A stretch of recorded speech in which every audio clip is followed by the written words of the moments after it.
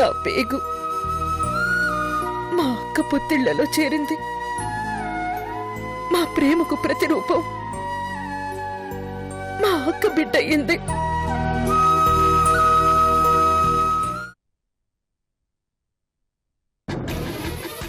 నా జ్ఞాపకం నాకు పరాయిదైపోయింది. నా ఆనంద్ నాకు శాశ్వతంగా దూరం అయిపోయాడు. ఇంకెందుకు ఈ బతుకు? అందుకే నేను చచ్చిపోతాను. తులసి, నా మాట విను. చెప్పేది నీకే. తులసి, తులసి,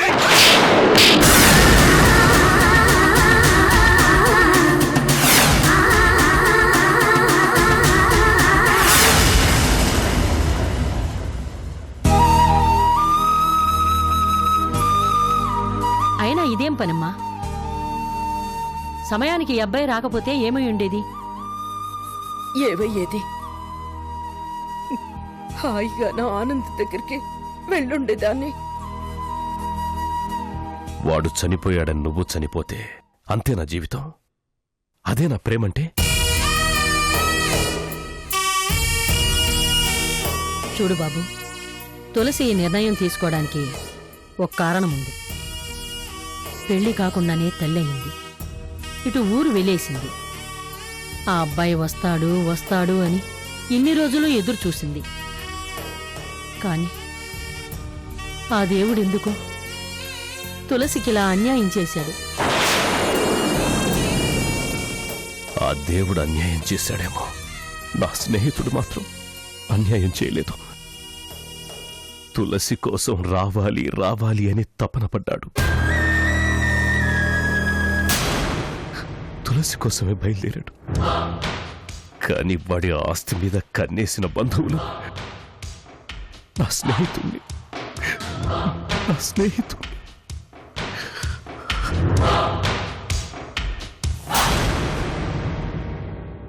ఆనంద్ లేని బతుకు నాకెందుకు? నేను ఆనంద్ దగ్గరికి వెళ్ళిపోతాను.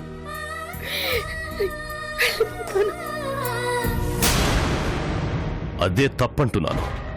వాడు నీ మెళ్ళో తాళి కట్టకపోయినా ఆనందే నీ భర్త. భర్తుంటేనే బతుకు, భర్త లేకపోతే చావు. ఇది కాదు జీవితం. భార్య భర్త చెరో సగం అంటే ఎవరు లేకపోయినా మరొకరున్నట్టే.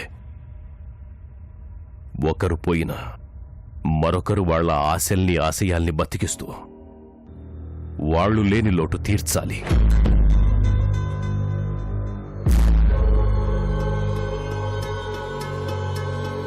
వాళ్ళు నిజమైన భార్యాభర్తలు. వాళ్లది నిజమైన ప్రేమ. ఈరోజు ఆనంద్ భార్యగా వాడి ఆశయాన్ని తీర్చాల్సిన బాధ్యత నీ మీదుంది తులసి. అవును తులసి, వాడే ఆశయంతో బతకాలనుకున్నాడు. వాడి పొలంలో పడిన బైరైటీస్తో తన ఊరికి కష్టం అంటే ఏంటో తెలియకుండా చెయ్యాలనుకున్నాడు. కాని తన బంధువులు ఆ పొలాన్ని ఎలాగైనా స్వాధీనం చేసుకోవాలని ప్రయత్నిస్తుండడంతో తన ఆశయం వాళ్ల వల్ల ఎక్కడ నాశనమైపోతుందో అన్న భయంతో తన ఆస్తి మొత్తాన్ని నీ పేరు మీద రాశాడు తులసి.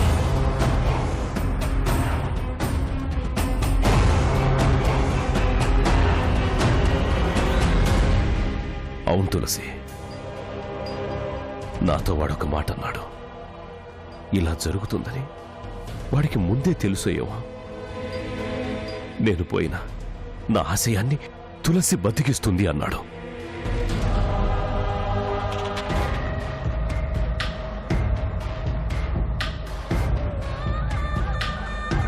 ఈరోజు వాడి భార్యగా నువ్వు ఆ ఊరికి రాలేకపోవచ్చు. కానీ వాడి ఆశయానికి ఊపిరిగా నువ్వు రావాలి తులసి, రావాలి.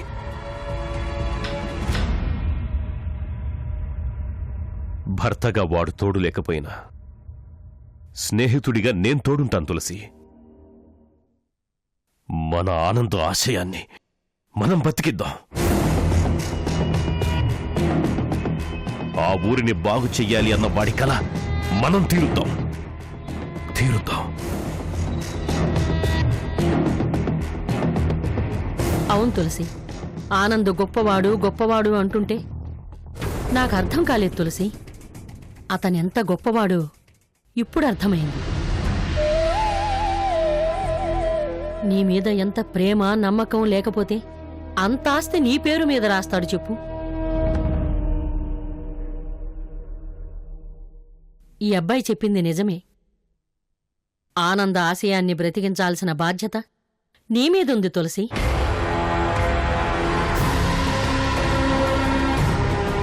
వెళ్ళమ్మా, వెళ్ళు. వెళ్ళి తన కల నెరవేర్చు. వెళ్ళమ్మా. రా తులసి, నీ వెనక నేనుంటాను. నువ్వు లేకుండా, నువ్వు రాకుండా మాత్రం అక్కడ ఎవ్వరూ ఏమీ చేయలేరు. ఆనంద ఆశయమే కాదు, ఒక ఊరు బాగుండడం నీ చేతుల్లో ఉంది తులసి. ఆ ఊరి సంతోషంలో మన ఆనందిని బతికించుకుందాం. రా తులసి, మా కోసం కాదు, ఆనంద్ కోసం, ఆ ఊరి కోసం. రా. వెళ్ళమ్మా, వెళ్ళు.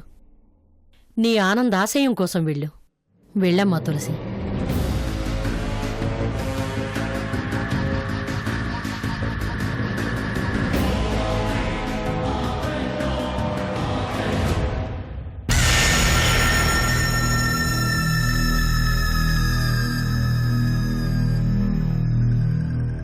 అలా స్నేహం పేరుతో, ఆశయం పేరుతో నన్ను నమ్మించి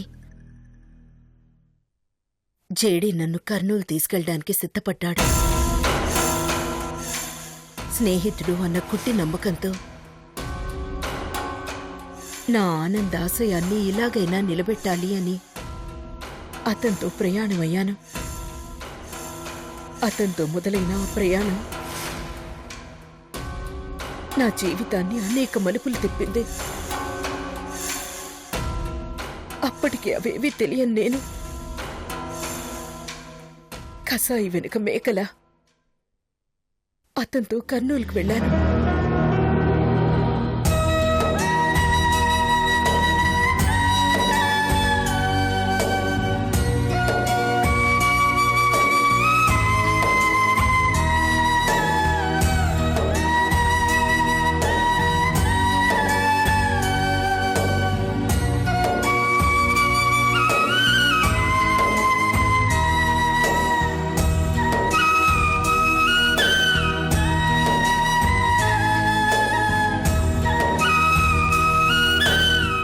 తులసి,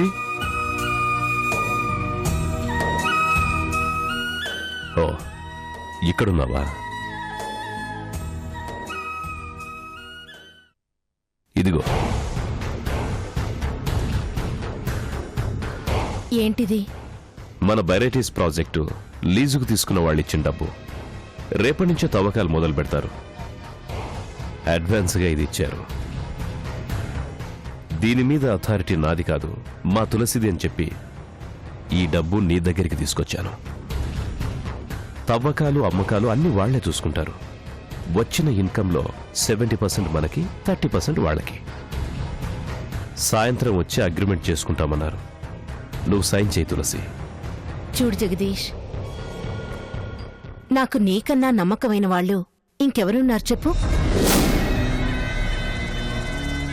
ఈ అగ్రిమెంట్ల విషయాలు, డబ్బు లావాదేవీలు అన్నీ నువ్వే చూసుకో ప్లీజ్. నువ్వు అంతగా చెప్పాలా Tulasi? I'm your friend. Jagadish, ఇది ఆనంద్ పేరు మీద మొట్టమొదటిసారిగా వచ్చిన సంపాదన.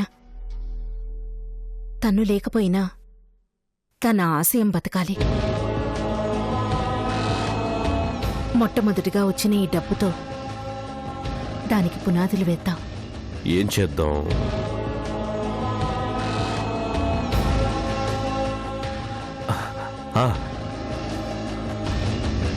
వాడెప్పుడు అనేవాడు తులసి, తన ఊరి వారికి సరైన వైద్య సదుపాయం లేదు అని. డబ్బులొస్తే ముందుగా హాస్పిటల్ కట్టాలి అనేవాడు. పాపం సరైన వైద్యం అందక చాలా మంది చనిపోతున్నా ఏమీ చేయలేకపోతున్నామని వాడు చాలా బాధపడేవాడు. అయితే ముందు హాస్పిటలే కట్టిద్దాం. అలాగే తులసి, వాడి పేరు 10 కాలాల పాటు జనాలకు గుర్తుండిపోయేలా వాడి పేరు మీదే ఆనంద్ హాస్పిటల్ అని కట్టిద్దాం.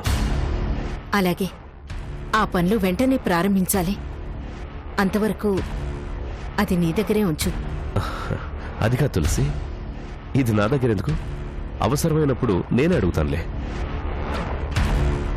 వద్దు జగదీష్, నాకు సహాయం చేసేవాళ్ళు, నేను నమ్మేవాళ్ళు ఇంకెవరూ లేరు కాబట్టి అన్ని బాధ్యతలు నీకే అప్పగించాల్సి వస్తుంది. తప్పుగా అనుకోవద్దు. చచచా, అలాంటిదేం లేదు. ఇది మన స్నేహితుడి ఆశయం.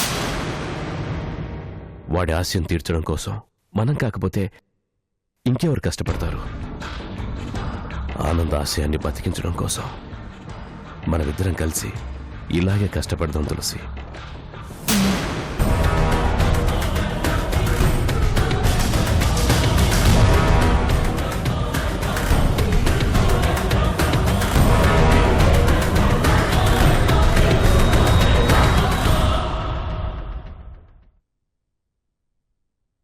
అలా గుడ్డిగా వచ్చే ఆదాయాన్ని ప్రతి రూపాయి అతనికే ఇచ్చాను.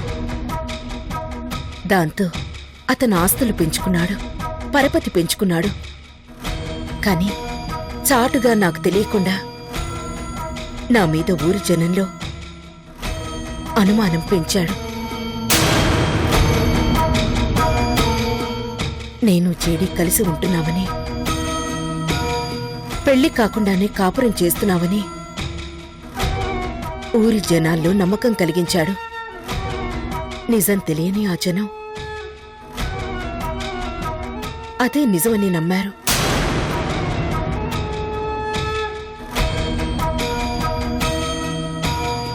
ఈలోగా నన్ను చూసిపోవాలని మా సావిత్రక్క ఊరి నుంచి వచ్చింది. ఆ విషయం అక్క చెవిలో పడేసరికి అక్క కూడా అదే నిజమనుకుంది. తన చెల్లెలు తప్పు చేస్తుందా అన్న భయంతో నన్ను నిలదీసింది.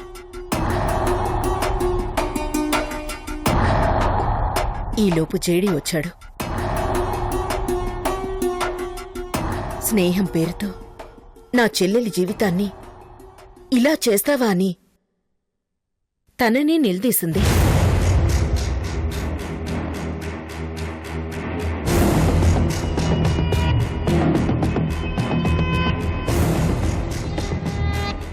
అంతా బాగానే ఉంది. ఆనంద్ కోసం వచ్చావు, ఆ ఆనంద్ ఆశయం కోసం కష్టపడుతున్నావు. కానీ నీ గురించి ఊళ్ళో జనం మాట్లాడుకునేదే బాగాలేదమ్మా. నా గురించా? ఏం మాట్లాడుకుంటున్నారు? ఏం మాట్లాడుకుంటున్నారేంటే? ఊరంతా నీ గురించి, ఆ అబ్బాయి గురించి కథలు కథలుగా చెప్పుకుంటున్నారు.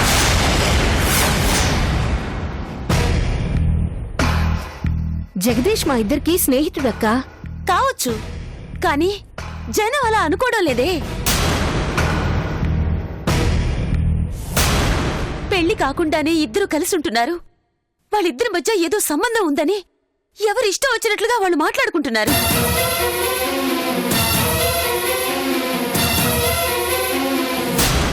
పెళ్లి కాకుండానే తల్లివయ్యావని ఉన్న ఊళ్ళో పడిన అవమానాలు చాలక మళ్ళీ ఇదేంటమ్మా? నన్ను నువ్వు అనుమానిస్తున్నావా అక్కా? నేను అనుమానించటం లేదే, ఊరు అనుమానిస్తోంది. వాళ్ళ మాటలు వింటుంటే ఎంత బాధగా ఉందో తెలుసా?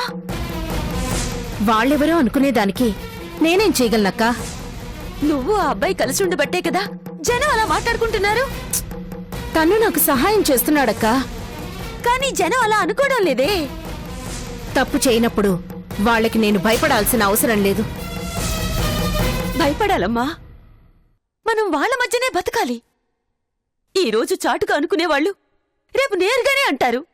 ఆ అవకాశం వాళ్ళకెందుకు ఇవ్వాలి చెప్పు? అందుకు నేనేం చేయాలక్కా? ఏం చేయనంటే ఎట్టాగమ్మా? ఏదో ఒకటి చెయ్యాలా. మంది అట్ట మాట్లాడుతుంటే మానం పోతుండాలి. మీరు అలాగే మాట్లాడతారండి నాన్న. మరి ఎట్లా మాట్లాడమంట? మందిలోకి పోనీకి సిగ్గవుతుండదే. మా స్నేహం గురించి మీకు తెలుసు కదా. అమ్మా, అది స్నేహం అని మనం అనుకుంటున్నాము. మంది అట్ట అనుకోవడం లేదే. ఆయప్ప ఆయమ్మ కలిసి ఉంటున్నారు, కలిసి తిరుగుతున్నారు అంటే వాళ్ళిద్దరి మధ్య ఏమి లేదా అని అనుకుంటా అంటారు. ఎవరేమనుకున్నా మేం మంచి పని కోసమే కలిసి ఉన్నాం, కలిసి తిరుగుతున్నాం. మంచి పని కోసమే తిరుగుతున్నారప్ప. ఆ మంచి పనికి కూడా మచ్చపడుతుండదే. మీరు ఆనంద ఆశయం తీర్చాలనే తిరుగుతున్నారు. అది మందికి అర్థం కావటం లేదే. దానికి మమ్మల్ని ఏం చేయమంటారు? చూడండి బాబు, ఆనంద ఆశయం మంచిదే, ఆ ఆశయం తీర్చాలన్న మీ లక్ష్యమూ మంచిదే. మీ ఇద్దరి గురించి జనం మాట్లాడుకోవడం వల్ల మీరు చేస్తున్న మంచి పని కూడా చెడ్డదైపోతుంది. అందుకే జనం మాట్లాడే అవకాశం లేకుండా మీరిద్దరూ పెళ్లి చేసుకోండి.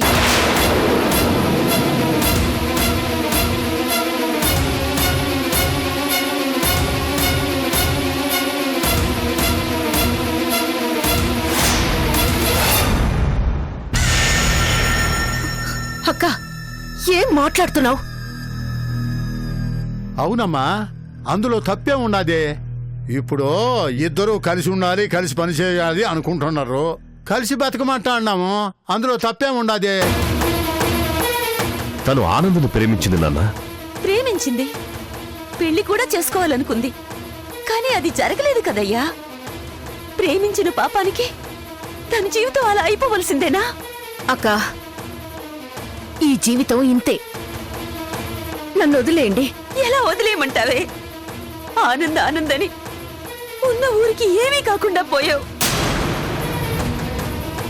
ఇప్పుడు ఆనంద్ కోసమే కష్టపడుతూ జనంతో మాటలు పడుతున్నావు. ఆనంద్ కోసం నువ్వు అవమానాలు పడగలవేమో, అది చూస్తూ నేను భరించలేనమ్మా, భరించలేను. ఈ జనం నోళ్లు మూయించాలి అంటే మీ ఇద్దరు పెళ్లి చేసుకోక తప్పదు. అక్కా, అవునమ్మా, ఆనంద కోసం మీ ఇద్దరు అలాగూ కలిసి ఉండాలా? అదేదో పెళ్లి చేసుకుని కలిసి ఉండండి. మంది ఇట్లా మాట్లాడనీకి అవకాశం లేకుండా పోతాది. అవునమ్మా, నువ్వు చెయ్యాలి అనుకున్నది మంచి పని అయినప్పుడు ఇది కూడా మంచి పనే. పెళ్లి చేసుకోవడం తప్పైతే కాదుగా. మెడలో ఒక తాళి కట్టించుకుని మీ ఇష్టం వచ్చినట్టు తిరగండి. జనం మాట్లాడరు, మాకు ఏ బాధ ఉండదు. అవునమ్మా, నువ్వు చదువుకున్న దానివి, నీకు చెప్పపల్లే.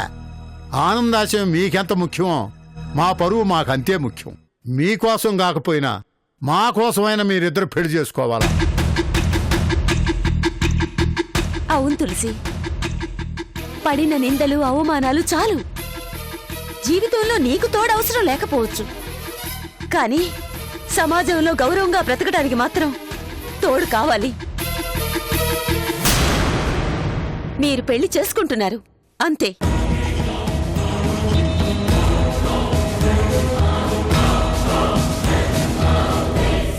అలా నాతో సంబంధం లేకుండానే నా పెళ్లి జేడీతో జరిగిపోయింది.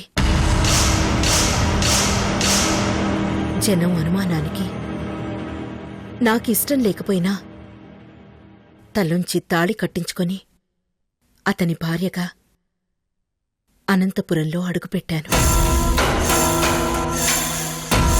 అతని భార్యగా, ఆ ఇంటి కోడలిగా కాలం తనలో మమ్మల్ని కలిపేసుకుంటూ ముందుకు పోయింది.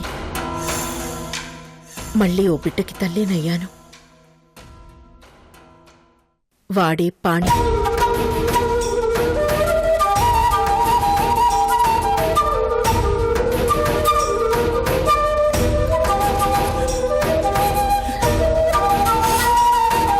వాడు పుట్టడంతోనే నా జీవితము మారిపోయింది.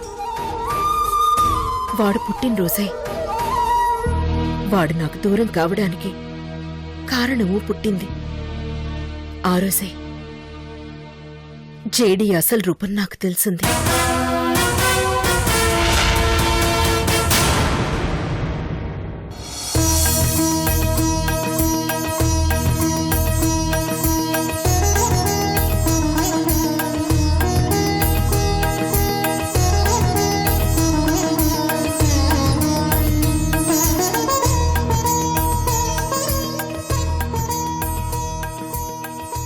జగదీష్, బాబుని చూసి అందరూ నీ పోలికే అంటున్నారు.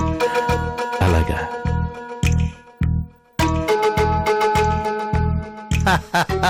పిల్లగారికి నాయన పోలికొస్తే మంచిదంటారు. అలాగా? ఏమండి, మనం హాస్పిటల్ కట్టించాం, అనాథాశ్రమం కట్టించాం. చిన్నపిల్లలకు కూడా ఒక అనాథ శరణాలయం కట్టిస్తే ఆనందాత్మకి సంతోషంగా ఉంటుంది. ఏంది, అనాథాశ్రమం కట్టేస్తావా? లెక్క ఉన్న ఊరికే వస్తుండదా?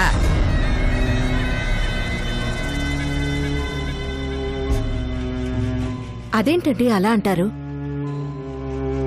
అలాంటి మంచి పనులు చేయడానికే కదా ఆనంద్ డబ్బు మనం వాడుతుంది. ఆనందా ఆడెవడో